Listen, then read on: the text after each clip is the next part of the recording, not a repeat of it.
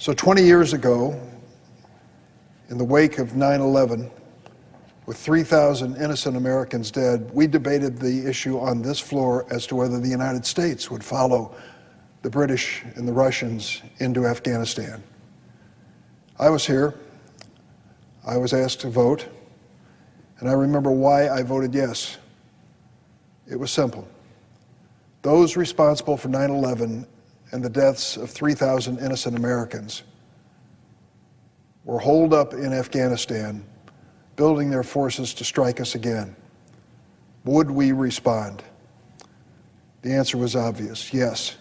No one gets away with that sort of an attack on the United States. And I voted for us to send our forces into Afghanistan.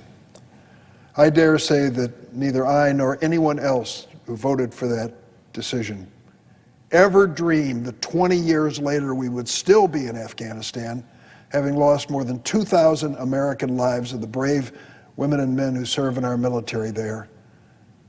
Tens of thousands of people injured, trillions of American dollars spent, with virtually nothing to show for it. What we learned, the bitter lesson for America, as it was for Great Britain and the Russians, is that Afghanistan has no appetite for outsiders. We tried to bring them dramatic, positive improvements in their culture and education, liberation of women, creating new opportunities, and maybe we had some marginal success. But it's a battle when you try to change a nation's ethic, and we learned it the hard way. At the briefing today, one of our colleagues, whom I respect very much, Senator Kaine from Virginia, I thought asked the most important question about the current situation in Afghanistan.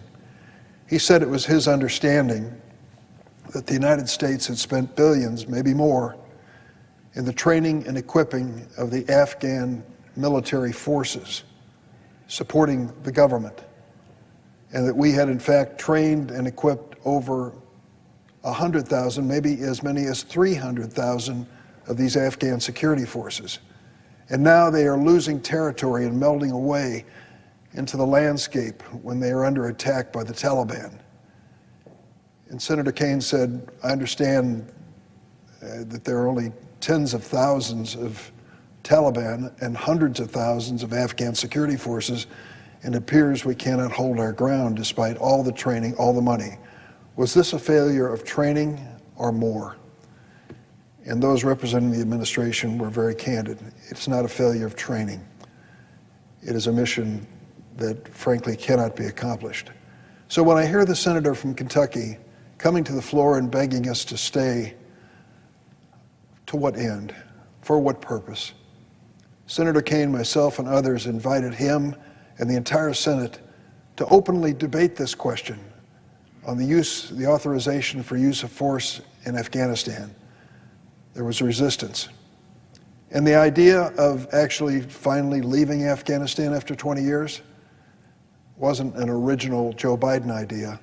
If you'll remember, it was Republican President Donald Trump who actively engaged in the negotiation, picking a target date for our troops to be gone. He tried and wanted to achieve that before he left office. He didn't, but it was clearly his intent. So to blame the Biden administration for this decision, frankly, it's a decision that has been obvious for almost 10 years.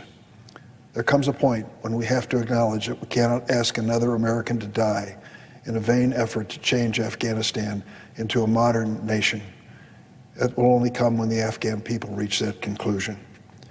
Mr. President, I ask an opportunity to speak on a different topic. Without objection.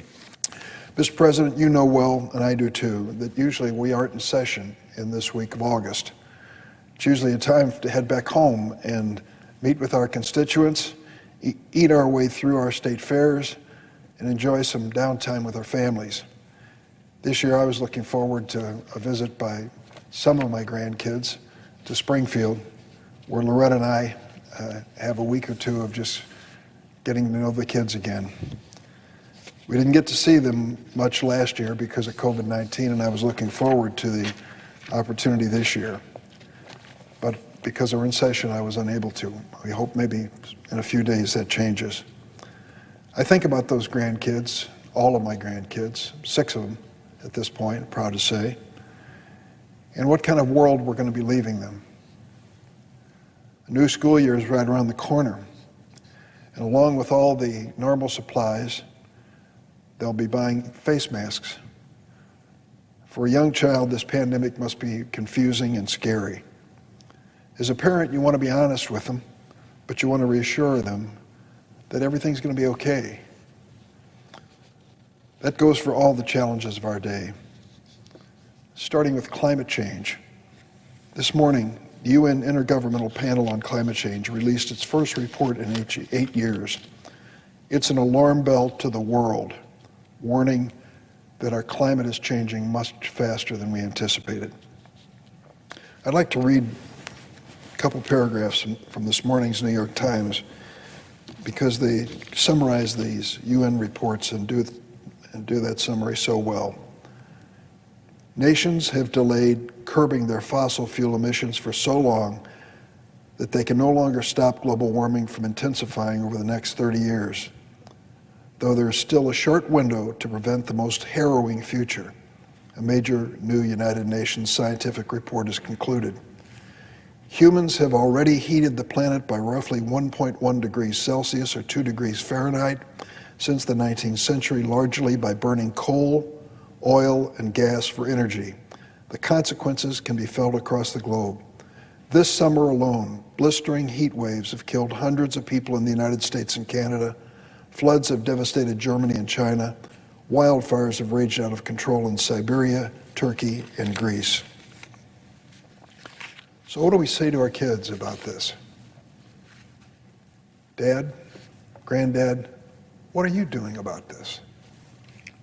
How do we reassure our kids that the planet they inherit is still going to be livable?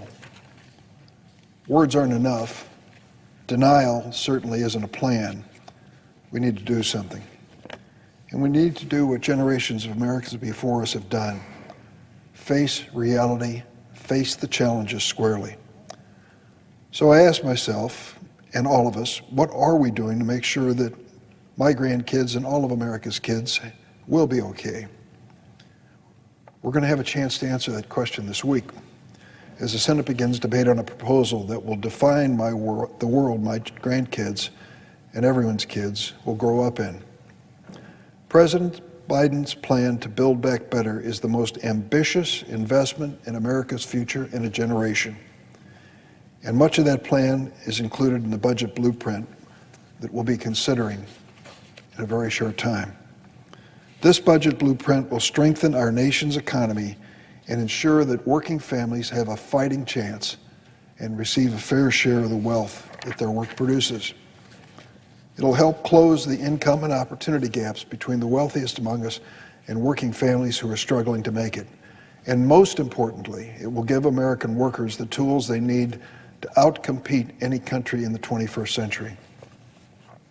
I listened to the criticism of the plan by the senator from Kentucky, and I thought, if we don't embark on an ambitious plan to deal with climate change and to move this economy in the right direction for working families in this country, then frankly, we're ready and prepared, some are, to accept a second place finish for the United States of America. I think that's tragic. I don't think it's consistent with who we are as a people. The proposal by President Biden will build on a winning economic strategy we started earlier this year with the American Rescue Plan. Mr. President, you remember that American Rescue Plan. I do too, because last year, in the year 2020, when we were facing this pandemic, on 2, 3, or 4 separate occasions, emergency bills came before us, proposed by the Trump administration, negotiated with a Democratic and Republican Congress, presented to us on the floor, and there was virtual unanimity. Both parties stood together in the midst of a pandemic crisis to do what was necessary so that America could move forward. And then came the election, and then came the big lie, and then came the disintegration of this bipartisanship. When it was Joe Biden's turn to come up with the American Rescue Plan, not a single Republican senator Not one Republican congressman would vote yes, not one. So what was in the plan that was so objectionable? Could it have been the money invested so that we would administer the coronavirus vaccines to every American successfully? That was in the plan.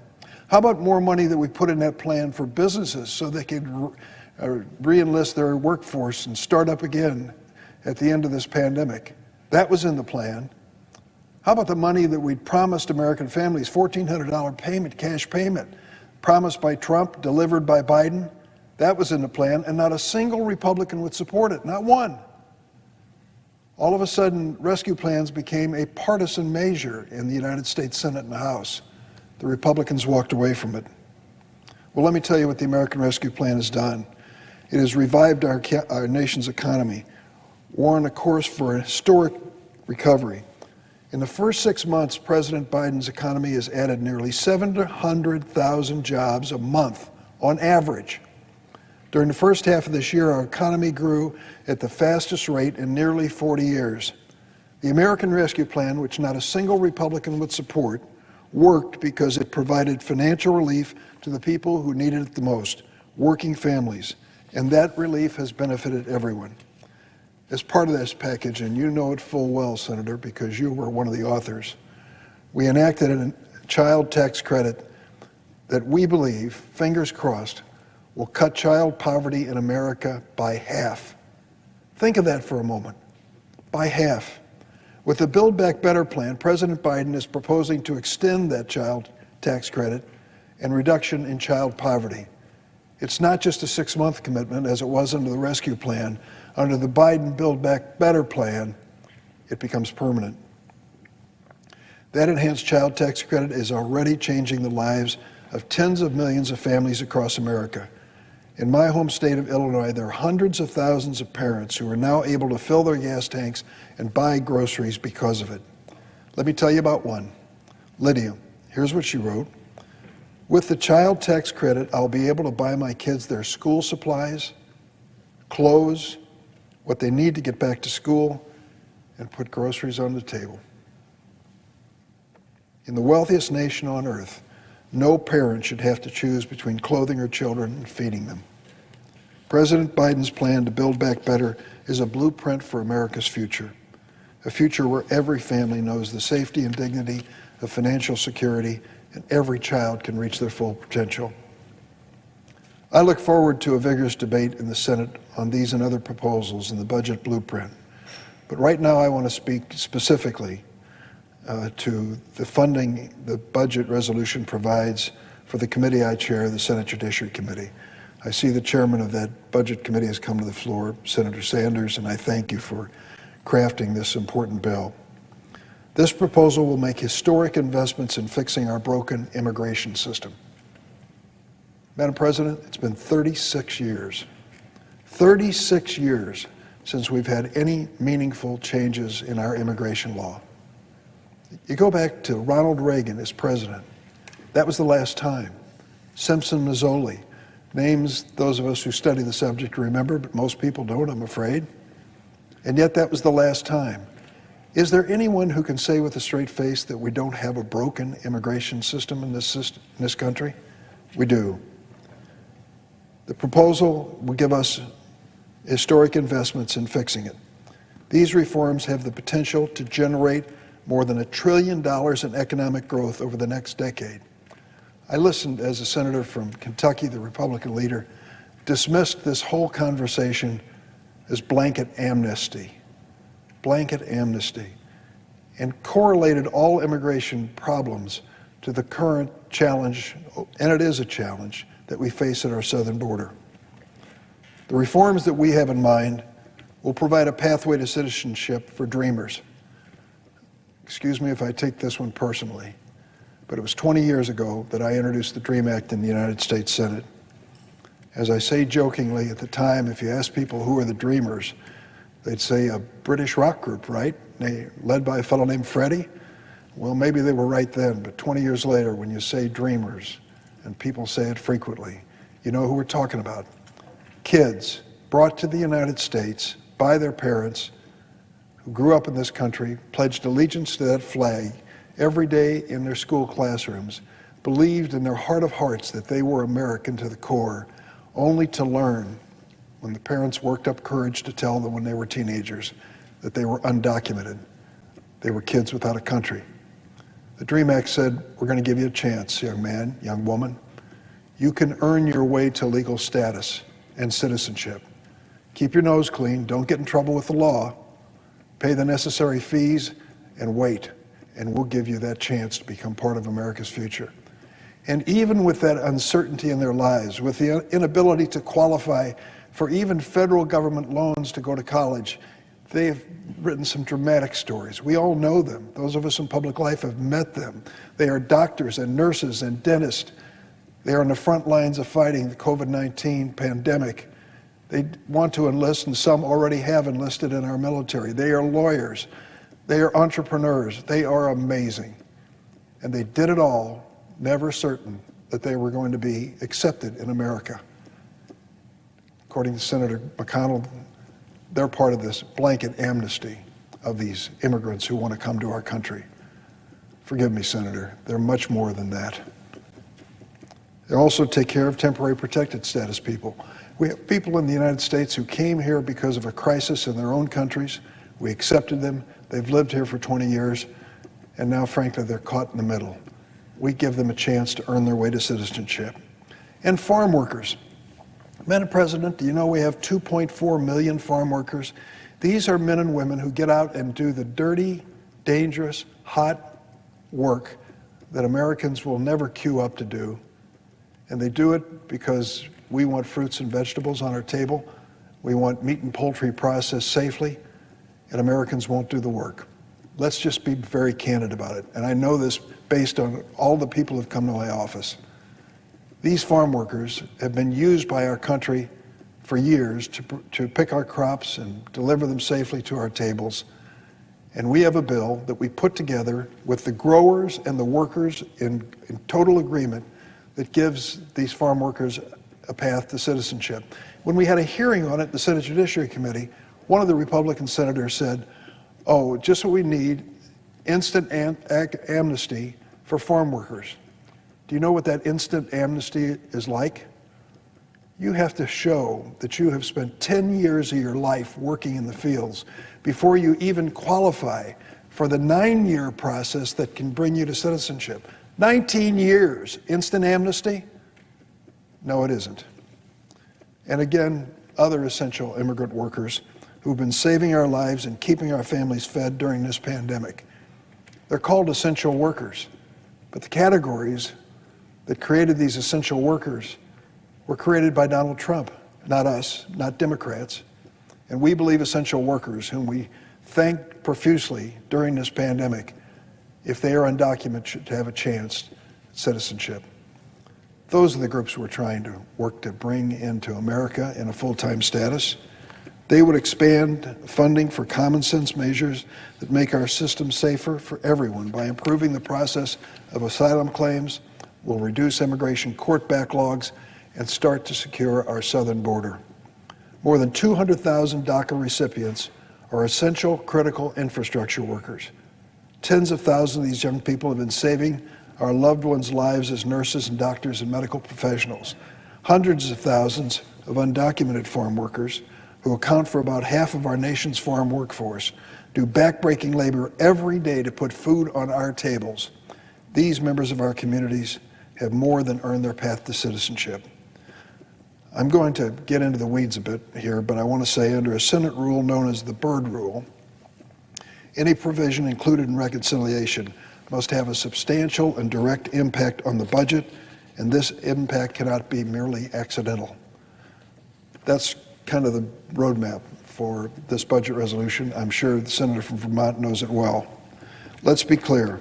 A pathway to citizenship as part of our immigration package on the budget reconciliation bill would have a substantial and direct impact on our budget. A pathway to citizenship for dreamers and immigrants with temporary protected status would have a budgetary cost of approximately $42.4 billion over 10 years, according to the Congressional Budget Office.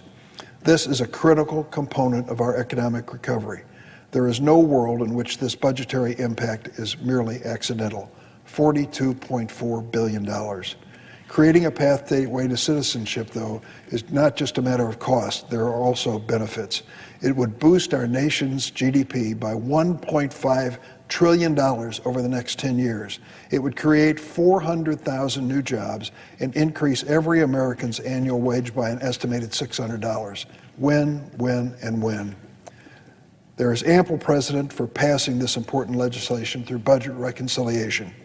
Republicans have used this process to open up the Arctic National Wildlife Refuge in Alaska for drilling and enact a $1.9 trillion tax cut for the wealthiest Americans and corporations.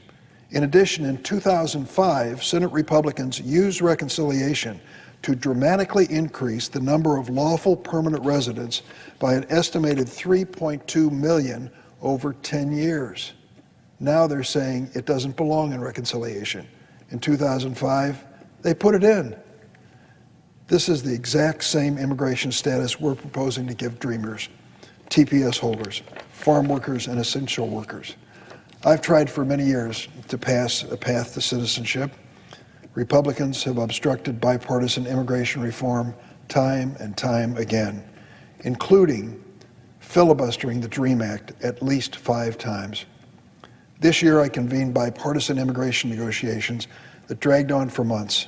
Republicans made unreasonable demands and insisted on attaching partisan provisions that would actually cut legal immigration. Republicans have rejected common sense measures to help secure our border. It is clear that the only viable option for passing immigration reform is through the reconciliation process.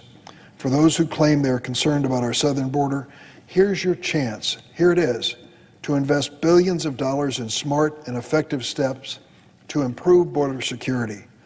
We need to provide a path to citizenship for Dreamers and others who are contributing to our economy every day and who helped grow it for years to come. Madam President, I want to close by thanking the senator from Vermont.